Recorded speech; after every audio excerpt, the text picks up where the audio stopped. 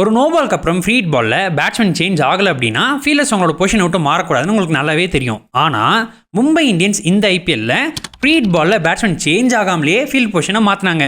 அது ஏன் இந்த வீடியோவில் பார்க்கலாமா? எம்ஏஎஸ்எஸ் டிசி கேமில் செகண்ட் இன்னிங்ஸோட 5th ஓவரில் அபிஷேக் பொருள் அவுட் ஆனதுக்கு அப்புறம் விப்ராஜ் நிகம் ஸ்ட்ரைக் வந்திருப்பாரு. அவரை கொஞ்சம் அட்டாக் பண்ணலாமேனு நம்ம ஹர்திக் பாண்டியா டெஸ்ட் கிரிக்கெட்டில் வைக்கிற மாதிரி ஒரு ஃபீல்டை வச்சிருப்பாரு.